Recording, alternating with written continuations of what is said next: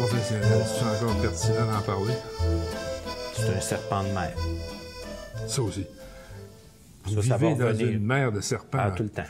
Tout le temps. Parfois même de couleuvres.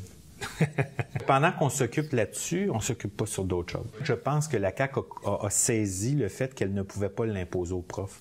C'est pour ça que maintenant, la CAQ dit on le voudra si les profs le veulent. La stratégie de diversion, c'est dommageable parce que ça donne l'impression, ça laisse croire que les profs font à peu près ce qu'ils veulent, quand ils veulent, comme ils veulent. Tu sais, il y a quelque chose de dangereux là-dedans. Puis ça dévalorise la profession enseignante, alors que un ordre professionnel, ça a quoi comme objectif? Un ordre professionnel, ça défend le public. Mais les gens qui défendent l'imposition d'un ordre professionnel pour les profs prétendent que ça valorise la profession enseignante. C'est faux. L'Office des professions du Québec le dit que ça n'a rien à voir avec la valorisation d'une profession, que c'est là pour défendre le public. Et l'Office des professions va même en arriver à la conclusion que la profession enseignante, malgré le fait qu'il n'y ait pas d'ordre, est une des professions les mieux encadrées, les plus encadrées au Québec. Elle est même, la profession enseignante, plus encadrée que des métiers qui sont régis par un ordre professionnel. Donc, il n'y a pas matière à créer un ordre. Mais dans l'espace public, quand tu arrives avec cette idée-là, ça te permet, de remettre en question la compétence des profs, mais surtout de justifier le désinvestissement, parce que tu es capable de dire, bien, écoutez, si les profs avaient un ordre, ils seraient capables, on les obligerait à se former, supposément parce qu'on ne se forme pas alors que c'est faux, mais ils se formeraient à quoi? Ils se formeraient pour pallier à l'absence de ressources et de services qui existent. Pourquoi? Parce qu'il y a des choix budgétaires qui sont faits, puis ces choix budgétaires-là visent à restreindre les moyens qu'on accorde à l'école publique. Donc, c'est un discours qui permet de faire diversion, puis qui permet de rendre responsables les profs d'une situation dont ils ne sont pas responsables, pour lesquels ils n'ont pas les moyens d'accomplir le travail qu'on leur demande. Donc, c'est un peu un épouvantail qui est secoué une fois de temps en temps, puis ça oblige les organisations syndicales à, prétendument, ça nous met sur la défensive, alors que finalement, quand on réussit à expliquer ce qu'est un ordre professionnel, les gens, là, en général, comprennent tout à fait qu'on n'en a pas besoin. Un ordre professionnel au Québec, ça n'ajoutera pas une heure de service de plus à aucun des élèves qui sont en difficulté.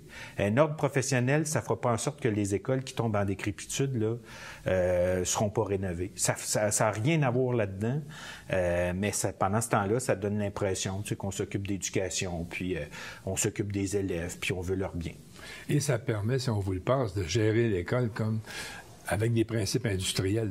Bien, c'est-à-dire que, par exemple, en Ontario, le gouvernement ontario a imposé la mise en place d'un ordre professionnel et les profs ont perdu le contrôle de l'ordre parce qu'il y a des gens qui ne sont pas profs, qui sont sur l'ordre, qui sont du conseil d'administration de l'ordre et qui, carrément, disent aux profs comment faire leur travail. Donc, c'est... parce que sans ordre, on est quand même capable le gouvernement est quand même capable d'avoir une vision puis de poser des gestes qui témoignent d'une vision marchande utilitariste de l'école. L'ordre, c'est un moyen de contrôle.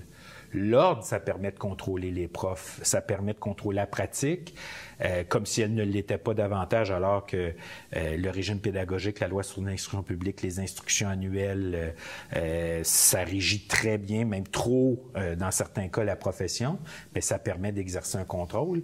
Puis en Ontario, là, ce qu'on appelle les pages bleues du magazine de l'ordre, c'est je veux dire, ça crée il s'agit qu'il y ait une plainte qui soit déposée contre toi pour que ton nom apparaisse dans les pages bleues de la revue de l'ordre, alors qu'il n'y a pas eu enquête, là. Puis au final, on peut te libérer de cette plainte-là, mais ton nom apparaît dans les pages bleues. C'est autrefois, à une époque, hein, une femme dont on présumait de l'adultère, on lui cousait la lettre A sur les vêtements.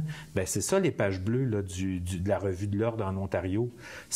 On te pointe du doigt, c'est public, il n'y a pas eu de décision, tu peux n'avoir rien fait, la plainte peut être frivole, mais tu es visé. Donc, c'est un moyen extraordinaire de contrôle, puis d'envoyer le signal que tu as intérêt à te taire parce que ça devient un outil.